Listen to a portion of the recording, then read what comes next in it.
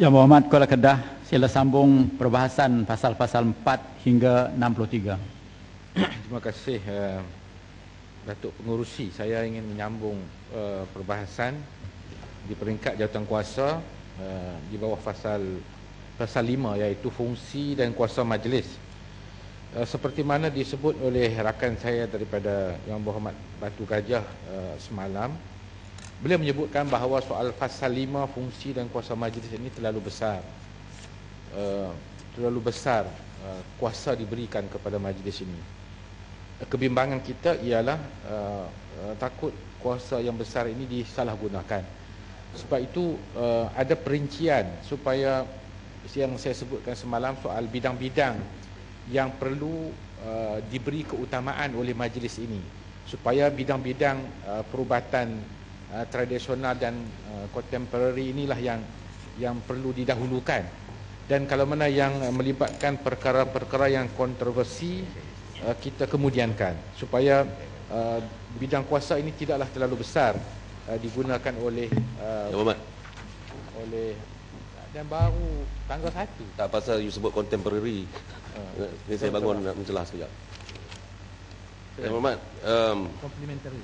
Datuk Pengerusi, saya berkongsi tentang masalah yang sama.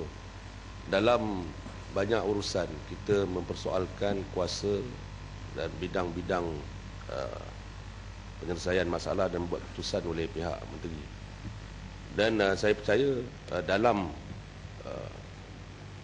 the work order nanti akan ada perincian-perincian yang meletakkan tahap-tahap had-had tertentu bagi seorang menteri ataupun pegawai yang dilantik. Cuma yang saya nak tanya, nak berkongsi dengan Yang Berhormat ialah apakah jawatan ketua pengarah tadi tu menjadi satu kuasa yang mewakili menteri, di mana kekhawatiran kita ketua pengarah sebagai pengerusi kepada majlis ini nanti akan bertindak lebih daripada kuasa yang dihadkan kepada menteri tadi itu. Itu kekhawatiran kita. Dan bila itu berlaku, selalunya ia sudah terlambat. Apa pandangan Yang Berhormat tentang perkara ini? Terima kasih rakan saya daripada Tangga Batu. Saya bila sebut mukadimah tadi soal kuasa yang besar yang telah diberi, memang terdapat peruntukan di bawah perkara yang N ini menjalankan aktiviti-aktiviti yang diarahkan oleh menteri, dan arahan itu tidak selaras dengan maksud akta ini. Jadi kuasa itu terlalu besar. Jadi ini kebimbangan, dan kita takut baru proses akta ini dalam peringkat setahun 2 tahun terpaksa dibawa pula ke Dewan ini untuk dibuat beberapa pindaan ataupun diberi beberapa sekatan. Ini kebimbangan, dan kita mengakui pandangan Tangga Batu tadi bahawa kebimbangan ini perlu dirasai oleh semua ahli-ahli lembaga yang dilantik. Kebimbangan saya juga takut berlaku penginayaan ekoran daripada kuasa yang terlalu besar diberi kepada apa ini, kerana kajian yang dibuat oleh pihak universiti tempatan di Malaysia membuktikan masyarakat dunia dan juga masyarakat Malaysia majoritinya menggunakan perubatan tradisional dan komplementari ini sebagai asas dalam kehidupan mereka. Bermakna majoriti. Jadi ramai di kalangan pengamal-pengamal perubatan tradisional yang kecil-kecilan ini. Yang kebimbangan saya ialah berlaku penginayaan kerana kuasa yang terlalu besar. Begitu juga dengan charge. Sila Goping. Terima kasih Datuk Pengerusi. Sebenarnya saya berkongsi dengan pembingung isu yang dibangkitkan oleh Yang Berhormat tadi berkenaan dengan kuasa yang diberikan yang terlalu luas. Sebab kalau kita lihat kepada tafsiran misalnya mengikut pasal 25(1), seseorang yang bukan seorang pengamal berdaftar tidak boleh secara langsung atau tidak langsung mengamalkan perkhidmatan perubatan tradisional dan komplementari. Dan di bawah tafsiran perkhidmatan perubatan tradisional dan komplementari ini, kita pernah bincang semalam di bawah taksiran fasa 3 itu terlalu luas, merangkumi hampir semua.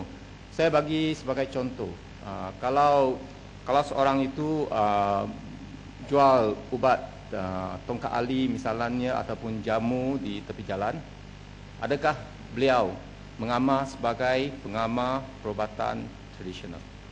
Dan sekiranya itu jawapannya ya, jadi mereka akan disabit dengan kesalahan yang di bawah pasal 25(2). Dan bagaimana kepada mereka yang jual alikaf misalnya dan sebagainya. Dan kalau itu tidak, jadi bagaimana kita nak adakan satu garis panduan definisi berkenaan dengan pengamal perubatan tradisional. Sebab kita tidak ada satu tafsiran yang menafsir seseorang itu sebagai pengamal tradisional. Jadi ini menjadi masalah. Jadi nampaknya akta ini lebih kepada hukuman daripada galakan. Sebab kalau satu bidang itu tidak dikenakan, tidak diregulated di bawah bidang tersebut, dia lebih bebas. Kalau misalnya refleksologi, kalau dia tak di dalam bidang yang tersenarai, dia lebih bebas. Orang boleh buat refleksologi sama ada latihan ataupun tidak ada latihan. Tetapi apabila itu dikena regulate, jadi dia terpaksa ikut. Jadi ini jadi masalah yang besar. Saya rasa dalam hal ini kementerian harus kaji semula, khususnya dari segi skop yang ingin dikawaslia dalam akta ini, dan memberi tafsiran yang lebih spesifik berkenaan dengan bidang-bidang yang harus dikawaslia. Sekian. Terima kasih. Sahabat saya Goping, terima kasih. Saya harap Menteri boleh jawab isu itu, kerana apapun majlis ini perlu membuat garis panduan supaya tidak melanggari akta ataupun kuasa yang besar diberikan. Saya sebut tadi, saya akan sentuh dalam perkara pasal 25(1) nanti. Cuma yang berikutnya ialah soal fee. Fee ini harap tidak membebankan, kerana kalau dikenakan charge ataupun fee yang tinggi, dia akan memberikan kesan ataupun kadar yang tidak munasabah. Begitu juga dengan garis panduan perubatan Islam. Saya harap pihak majlis ataupun pihak kementerian merujuk perkara ini kepada Majlis Fatwa Kebangsaan. Itu harapan saya di bawah fasal yang kelima. Fasal yang keenam berkaitan dengan soal keanggotaan majlis. Di bawah perkara E, 5 individu yang mempunyai pengalaman dan kepakaran. Saya rasa tidak mencukupi, Yang Berhormat Menteri. 5 individu ini tidak merangkumi bidang-bidang besar yang kita sebutkan, perubatan secara Melayu, Cina, India, homeopati, Islam, komplementari dan sebagainya. Saya rasa tidak mencukupi. Bermakna bagi setiap seorang kepakaran dalam bidang itu seharusnya mereka berada di dalam majlis supaya mereka boleh memberikan pandangan-pandangan yang lebih bernas kepada pihak majlis untuk menguatkuasakan bidang tersebut. Parik Buntar. Terima kasih Kepala Kedah juga Menteri. Saya ambil perhatian tentang fungsi dan kuasa majlis itu dari sudut bagaimanakah majlis ini menentukan fees, bukan sahaja fees kepada mereka yang berdaftar Kuala Kedah, tetapi pengamal itu sendiri. Apakah kadar fees yang mereka akan kenakan kepada pesakit-pesakit dia? Apakah ini ditetapkan sama dengan consultation medical yang lain, ataukah dia mempunyai punya fees yang tertentu? Itu yang pertama saya harap. Yang kedua, mungkin boleh ditambah dalam jawatankuasa ini juga, kerana saya yakin apa yang kita bincangkan dalam rang undang-undang ini, perlu kita ada satu persediaan infrastruktur supaya mudah pelaksanaan itu dilaksanakan, dan ini mungkin boleh membantu Menteri memudahkan atur cara ini. Iaitu satu lagi tentang keanggotaan majlis. Saya dipahamkan kalau mengikut saya mendapat maklumat daripada pengubatan Islam, mereka mempunyai, setelah dibuat statistik, ada lebih kurang dalam 45 pengamal yang berdaftar dalam gabungan persatuan pengamal pengubatan. Yang Muhammad, Ya. masa kalau ada Ya, okey artis, saya nak minta tolong tanya kat saya lah. Dari segi pengamal pengubatan Islam ni, 20 saja yang berdaftar daripada 45. Ya. Jadi mungkin boleh minta tolong tanya kat menteri apa hal daripada yang lain, sebab kalau tidak kita tak akan dapat input yang berkesan mewakili semua pengamal-pengamal ni. Kalau kedai boleh Minta maaf, saya ingat saya sedang berucap. Belum lah. 10 minit lebih.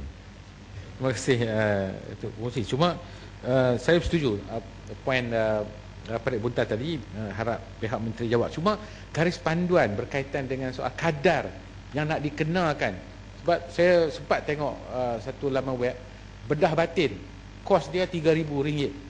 Jadi ini tak munasabah, bedah batin, kita pun tak tahu apa yang dibuat. Jadi ini di antara perkara-perkara yang seharusnya dibuat garis panduan. Datuk Pengerusi, saya ingin pergi kepada fasal yang ke-25 berkaitan dengan soal denda yang akan dikenalkan di bawah perkara 25.1 yang disebut oleh sahabat saya daripada Goping tadi. Bermakna kalau pengamal perubatan yang tidak berdaftar, yang kecil-kecilan tadi ni, yang Berhormat Menteri, dia akan dikenakan charge, dia akan dikenakan denda sebanyak RM30,000. Bermakna ini sangat berat, sebab perkara 25.1 yang dibaca oleh sahabat saya daripada Goping tadi jelas mengatakan bahawa seseorang yang bukan pengamal, seorang pengamal berdaftar tidak boleh. Bermakna sekali-kali kalau dia hanyalah dukun di kampung dan pengubatan tradisional memang terkenal dalam satu kawasan itu, tapi dia hanyalah secara kecil-kecilan. Jadi kalau dia tidak berdaftar, bermakna dia boleh dikenalkan di bawah akta ini dengan denda sebanyak RM30,000 ataupun penjara dan tidak lebih daripada 2 tahun kedua-duanya. Apa jaminan pihak kementerian supaya akta ini tidak disalahgunakan untuk pengamal-pengamal perubatan tradisional yang kecil-kecilan? Dan akhir sekali, Datuk Pengerusi, pasal yang ke-29 berkaitan dengan penggunaan gelaran dan singkatan. Saya dipahamkan hanya Doktor DR saja dibenarkan di bawah Seksyen 33 Akta Perubatan 1991 Pidaan 2012. Tetapi sekarang ni dah ada guna DRH, Doktor Bupati. Adakah benar itu dibenarkan? Ataupun selepas ni ada DRB, Doktor Bomo, DRP, Doktor Patah atau sebagainya. Jadi garis panduan yang dibenarkan di dalam akta ini mengatakan bahawa ada gelaran. Jadi apakah bentuk-bentuk gelaran itu yang kita ingin tahu, dan adakah benda ini telah pun di pihak kementerian mengadakan perbincangan supaya senarai-senarai gelaran ini akan dicadangkan supaya kita boleh dimaklumkan. Jadi kalau dapat bomo tradisional tu boleh BT lah, bomo tradisional dan sebagainya. Jadi saya harap penjelasan daripada pihak kementerian. Terima kasih untuk pengerusi.